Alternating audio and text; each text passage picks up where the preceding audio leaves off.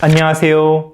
쌍둥이 아빠의 성장 이야기 담당 의사 최영현입니다. 사연 첫 번째입니다. 같은 반 친구 철수는 최근에 키가 부쩍부쩍 크더라고요. 그래서 그 아이 엄마에게 한참 물어봤죠. 그런데 그 아이 엄마가 절대 아니라고 하는 거예요. 자, 그렇다면 이 아이는 도대체 왜 잘 크는 건가요? 오늘 주제 여담인데요. 치료를 받고 있는 아이의 어머님께서 진료실에 들어올 때 부끄러운 듯한 그 당황한 표정으로 들어오시는 거예요. 왜 그러세요? 라고 물어봤더니 우리 아이가 학교에서 작년에 제일 키가 많이 컸는데 주변에서 치료를 받고 있냐고 많이 질문을 받는다고 하시더라고요. 아니야, 우리 아이 치료 안 받아 라고 했는데 같은 반 아이의 엄마를 병원 로비에서 만났다는 거예요.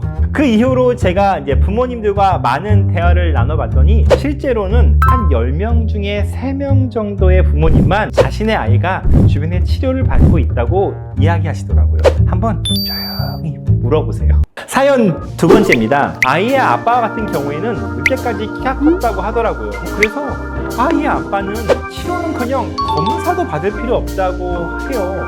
자, 어떻게 하면 좋을까요? 이거 맞아요. 이 부분을 저도 진료를 볼 때 꼭 체크를 합니다. 엄마 아빠가 사춘기가 늦게 오는 경우에는 아이도 이와 비슷한 모습을 보이는 경우가 아주 많습니다. 하지만 아이의 키에 조금이라도 관심을 가지고 계신 부모님이라면 이 두 가지를 꼭 기억해야 합니다. 첫 번째는 아이도 사춘기 시작이 또래보다 늦은지를 좀 확인해 줘야 하는데요. 예를 들어서 여자 아이와 같은 경우에 또래들보다 가슴 몽우리가 빨리 만져지기 시작하고, 남자 아이와 같은 경우에는 머리에 냄새가 난다든지 혼자 방에서 지내는 시간이 많다든지 하는데 우리 아이가 사춘기가 늦게 올 것 같다 이렇게 생각하시면 절대 안 됩니다.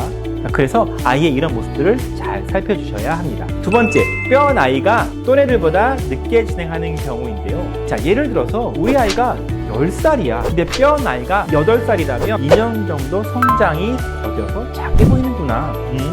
이 아이는 엄마 아빠 닮아서 2년 정도는 늦게 크겠네, 이렇게 예상할 수가 있습니다. 하지만 이런 것은 꼭 그런 것이 아니니까 1년에 한 번 정도는 엑스레이를 통해서 뼈 나이를 꼭 확인하셔야 합니다. 세 번째 사연인데요. 같은 반 친구 유리는 작년까지 키가 안 자라서 엄마가 너무 걱정이 많았는데 최근에는 살도 빠지고 키가 부쩍부쩍 크는 거예요. 이 아이는 왜 그런 건가요?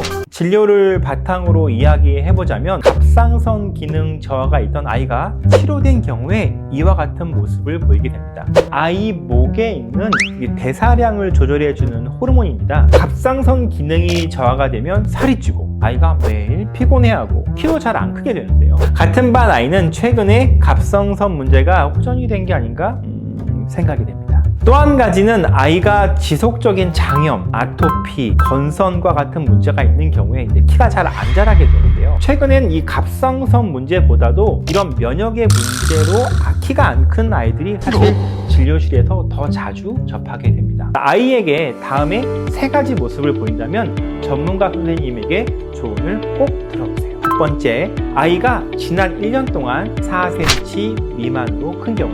두 번째, 아이가 가지고 있던 질환이 최근에 더 심해진 경우. 세 번째, 친구들보다 너무 이른 시기에 사춘기가 진행하는 모습을 보이는 경우에는 아이의 건강에 좀 더 관심을 가져주세요.